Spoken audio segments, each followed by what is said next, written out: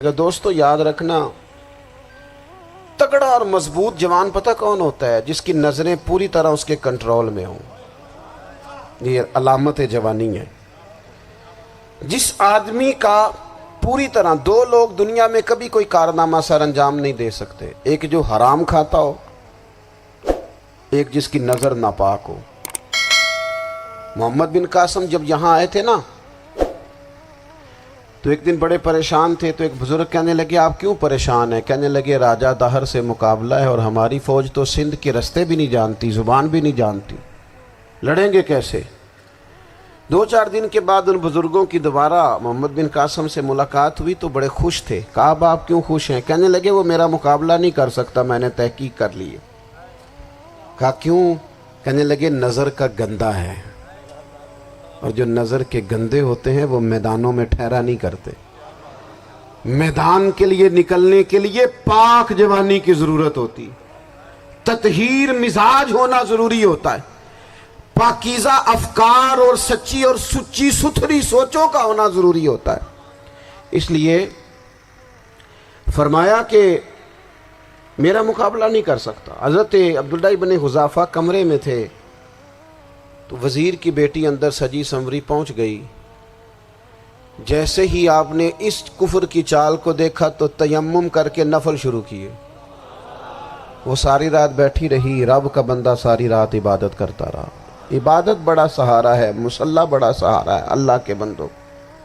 صبح دروازہ کھولا، وزیر نے اپنی بچی سے پوچھنا چاہتا تھا رزلٹ کیا نکلا، تو وہ کہنے لگی پیچھے ہٹ جا، اب تیرا میرا تعلق کوئی نہیں، میں نے نبی پاک کا کلمہ پڑھ لیا۔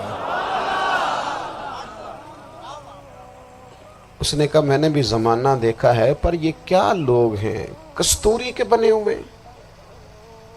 سندل سے دھلے ہوئے، کہ میں ساری رات کمرے میں رہی اور 100 اور 1000 آدمی جس جوان کا مقابلہ نہ کر سکے، اتنا طاقتور جوان کمرے میں رہا اور اسے نظر اٹھا کے نہ دیکھا۔ او کچا رنگے للاری والا جڑا چڑھدا تے لیندا رہندا ہے، اے عشق تیرے دا رنگ محمد چڑھیا پھر نہیں لیندا۔ میں کہا ایک دفعہ نظر اٹھا کے نہیں دیکھا، کمال ہو گئی۔ اتنے بڑے لوگ، اتنی بڑی سعادت مندی، فیروز بختی، معاملہ فہمی حد ہو گئی۔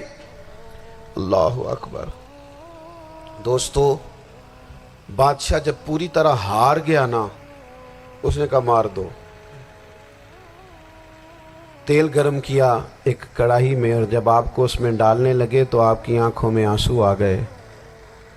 بادشاہ کا خیال ہوا شاید نرم ہو گئے ہیں، کہنے لگا روئے کیوں؟ فرمانے لگے سوچتا ہوں جان ہی ایک ہے، کتنا مزہ ہے اس کی راہ میں جان دینے کا، کتنی لذت ہے اس کے نام پر مرنے میں، کتنا لطف ہے۔ جے تو چڑھیا اتے دار بھی نہیں تے جے تو وکیا عشق بازار بھی نہیں، تے ایڈا سستا سودا پیار بھی نہیں، تے ایڈا سستا لبدا یار بھی نہیں۔ کئی جنگل گانے پیندے نہیں، کئی دوزخ لنگنے پیندے نہیں، جے وہ اس ملوں بھی مل جاوے، ایدوں سستا ہور بپار بھی نہیں۔ تے کچھ سمجھ نہ آوے لوکانوں وہ کادے نال شہید کرے، ڈٹھی یار دے ہاتھ تلوار بھی نہیں، پر او دا خالی جاندہ وار بھی نہیں۔ کہنے لگے ایک جان ہے نا، تو دل کرتا ہے ہزاروں ہوتی تو ایک ایک کر کے محبوب کے نام پہ قربان کرتا، جب میرے پاس ہے ہی ایک، کروں کیا؟ حضرت عبداللہ ابن حذافہ رضی اللہ تعالیٰ عنہ جب روئے اور بادشاہ نے یہ بات سنی تو بادشاہ اٹھ کے کھڑا ہو گیا، سارے وزیروں مشیروں کو کہنے لگا تم نے کہا تھا نا بندہ ضائع کرنے والا نہیں، یہ بھی ضائع کرنے والا نہیں۔ کہنے لگا میرا ماتھا چومو، تم جیسے لوگوں کو قتل نہیں کرنا چاہیے، آزاد کرنا چاہیے۔ عزیز اپنی زندگی سے نا یہ بہت زیادہ ہرس، ہوس، طمع، اور یہ کسی بات کی بھی ہو، ہرس صرف پیسوں کی نہیں ہوتی ہے، شہرت کی بھی ہوتی ہے، یہ بیماری انسان کو اقتدار کی بھی ہوتی ہے، تعریف کی بھی بیماری ہوتی ہے، یہ سارے نقص ہوتے ہیں لوگوں کو، اور معاذ اللہ بعض جبوں کبوں کے اندر بھی ہوتے ہیں، وہاں بھی پنپتے ہیں۔ اپنی زندگی جب تک اس سادگی میں نہیں لاؤ گے جو رسول پاک نے عطا فرمائی ہے، جب لوگ آسانیوں میں پوری طرح الجھ گئے تو پھر وہ دور ہوئے اور کفر چڑھ گیا۔ دوسری بات، اللہ کے محبوب صلی اللہ تعالی علیہ وسلم کی محبت ہم سے تقاضا کرتی ہے کہ ہم اس مشن کے لیے کام کریں جس مشن کے لیے رسول پاک نے کام فرمایا ہے۔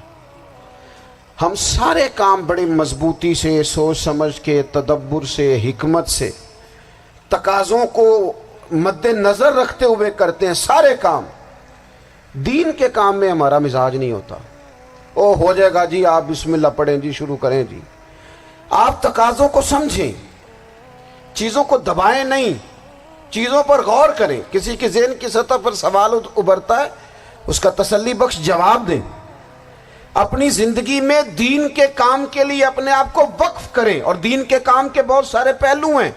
ہزاروں لوگوں کو قرآن پاک ٹھیک پڑھنا نہیں آتا، ہزارہا لوگ ہیں جو قرآن مجید کے مطالب سے آگاہ نہیں ہیں، دین کی بنیادی ضروریات سے لوگ نابلد ہیں۔ میں آپ کو کس طرح یہ بات سمجھاؤں کہ ہزاروں کی تعداد میں طلاقیں اس لیے ہوتی ہیں کہ مردوں کو طلاق کے مسئلے نہیں آتے، انہیں پتہ نہیں ہے کہ مجھے حقوق زوجین کے معاملے میں کیسے چلنا۔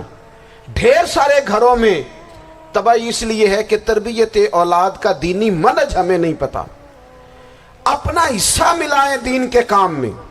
ایک آدمی کو اگر تو نمازی کرنے میں کامیاب ہو گیا، تیری زندگی بدل گئی۔ وہ دین بیزار لوگ جو ہمارے بیچ بیٹھ کے ہماری نوجوان نسل کو پگڑی اور داڑھی کا نام لے کے بنیادی طور پر دین سے دور کرتے، ایسے نوجوانوں کو دین کا پیغام محبت دے کر دین کے قریب کرنا ہماری ڈیوٹیوں کا حصہ ہے۔ ہمیں ذمہ داری کا احساس کرنا پڑے گا، ہمیں یہ خاص قدم اٹھانا پڑے گا، توجہ دینی پڑے گی۔ مساجد، مدارس، میں آپ سے عرض کروں، اتنی ڈٹ کے مخالفت ہوتی ہے نا مدرسوں کی، اتنی ڈٹ کے۔ میں ادارہ چلاتا ہوں، اس کے چلانے میں جو مشکلات ہیں وہ تو ہم بتا نہیں سکتے آپ کو، اس لیے کہ میری قوم، میرا اس قوم سے تعلق ہے جو نعت خواں امیر کرنا چاہتی ہے، مدرسے نہیں۔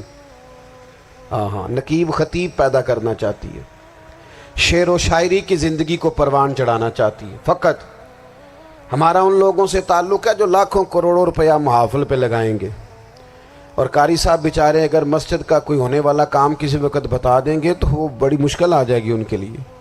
یہ کیسے ہو سکتا ہے، آپ نے یہ ڈیوٹی بتا دی؟ مدارس، اور جتنا اہم رول دین کو پھیلانے میں مدارس اسلامیہ کا ہے، اتنی زبردست۔ لوگوں کا خیال ہوتا ہے میری طرح کے لوگ شاید کام کرتے ہیں، ڈیوٹی کرتے ہیں۔ یہ 10-15 لوگ آپ کو نظر آتے ہیں جو آپ کو کہیں میڈیا پر یا ادھر ادھر ڈیوٹی کرتے، مخلص لوگ اپنی جگہ پہ، وہ بھی بڑا ہی کام کر رہے ہیں، جو میڈیا پہ آ کے بھی اخلاص سے اور درد دل سے کو دین کی، ان کی بھی کسی بات کی حوصلہ شکنی نہیں۔ لیکن ہزارہا اساتذہ جو مدارس میں بیٹھ کے پڑھاتے ہیں، جنہوں نے وہ سارے لوگ تیار، آپ سمجھ نہیں سکتے کتنا بڑا کام۔